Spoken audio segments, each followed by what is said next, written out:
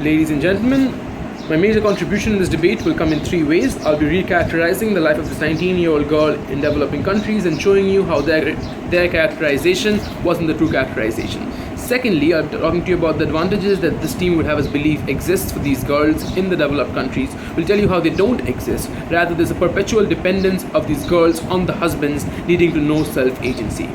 Thirdly, we'll be talking to you about how the sense of not having enough respect, dignity for these girls leads to these girls blaming themselves, questioning themselves, hating, often loathing their own existence, and as such it renders the prospect of a happy, better life for these girls in this foreign land all but impossible. Before I do all of that, a couple of rebuttals. On the idea of prenups, the Prime Minister would have us believe that every single time a bride moves from a developing country to a developed country, there's a prenup that's signed that legally protects every expectation this girl might have out of the marriage, and if expectations have to be protected. The problem with that statement is it's absolutely untrue. Because you just look at the numbers, you have hundreds of cases of these brides in developed countries being physically, mentally, psychologically, financially abused, and they're out in the media, they're out in the open. The reason they happen is because they don't have that level of legal protection. And we tell you that is why it's a bad idea. On the second idea of the Deputy Prime Minister, how he says these matrimony agencies are regulated and controlled by the own governments in the developed countries. We tell you that's again untrue, because there's absolutely no set of international law code that governs the industry. If any check and balance from the government does exist, it's one that exists already for any average immigrant who would want to apply to a developed country. So it applies for these girls as well. But no exclusive set of rules, no exclusive set of monitoring system for these agencies, and so no regulation. If such an agency comes to Bangladesh and tells me, withholds information in front of a girl about Americans sitting back at home, there's very little the government can do in limiting the ability to do so. Now let's move on to my constructives. Let me recharacterize the life of a developing country, because that brings the debate into perspective. The government would have us believe the developing countries, they're plagued by terrorism. They talk to us about, they talk about Boko Haram, they talk about the Taliban not letting girls pursue education. We feel it's a rather naive way of looking at developing countries. It's very naive to say that to fend for themselves they have to engage in prostitution, to fend for themselves they have to sell drugs. Developing countries, the nature of being developing countries, industrialization in these countries haven't always been completed in its entirety. So since industrialization is always in the process of happening, it helps these girls reap the benefits of industrialization. The biggest example would probably be Bangladesh, where we saw the garments industry boom, how it helped thousands of such similar girls who were poor, uneducated, not so conscious, not so skilled. They have a life of their own now. They have stable permanent jobs. The second idea of how even if in the absence of industrialization, you still have menial jobs, available for these girls. Maybe you don't get the best living, but yes, there is still opportunity. Thirdly, most importantly, there's increasing trend of NGOs and government activities happening in these developing countries that pave the path for more girls to come out of their predefined societal roles of being mothers, of being wives. When that happens in these patriarchal countries, you have more and more men seeing that happen. And when more and more men see that this happening, that more and more girls are coming into the workforce, their mindset, the way they think about women, that changes. And so the confines of patriarchy in these patriarchal countries, it loosens. So we concede it's not the best possible life for this girl back home, but we tell you it's definitely not a dark impending doom. Rather, there is hope. There is a life to be had back at home.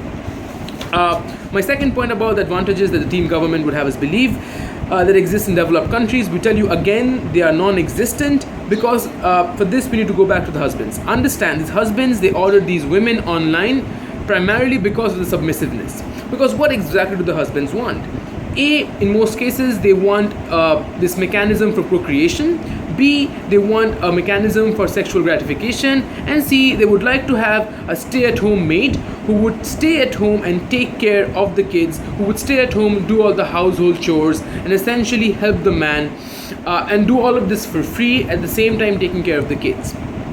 for all of this to happen and for the man to safeguard his interests, he does not let, in most cases, for these girls to go out and have education, because that essentially goes against the man's interest. So since this girl don't have a real shot at education outside of their homes in developed countries, also the fact that they don't really have any real skills that they can use in developed countries, their possibility to have a life of their own in developed countries is very minimal. So the financial independence that the team government talks about, that is non-existent. Rather, the girl always has to depend on the money that the husband gives her. 10 years after living in the same home, she still is financially dependent on the husband. So there's zero chance of social mobility for these girls, thus leading to no real self-agency for these women.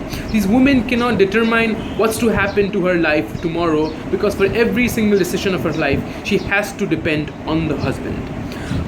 My third point, and this is important in the sense that this point makes the women ask themselves, blame them, and it's bad for their lives.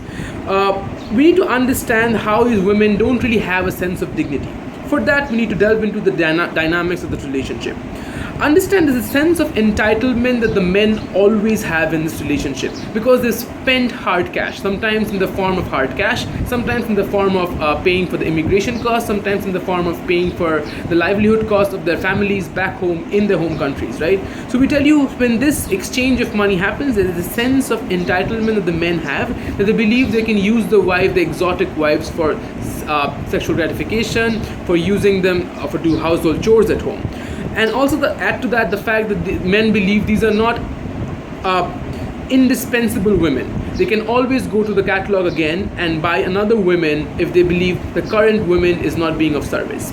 And also, under this scenario, there is no real hope how this man and woman can have a long-lasting, happily married life where there's affection involved, where there's love involved, where there's respect, where there's dignity involved. Because the woman really sees no chance of dignity from the husband, because the husband wants less of a wife, more of a stay-at-home maid who can do all the works free of cost and also sexually gratify him.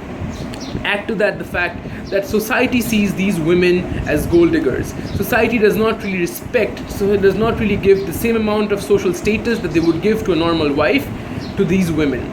So these three problems: A, the first problem being no self-agency for these women; B, the exploitation, physical, mental, psychological, that they face; C, the fact that they're socially looked down upon by society and are not given status, not by the husband, not by society. All of this lead to the sense of not having dignity for these women. These women believe they aren't worth it. They have no worth at all. Hence, that leads to self-hatred, that leads to self-loathing. They start questioning and blaming themselves. So they don't really have a happy life. Yes, they live in a more lavish house. Yes, they have more bread to eat. Yes, but that does not essentially mean she's having a happy life, a life where she can self-determine, a life and she can do what she wants.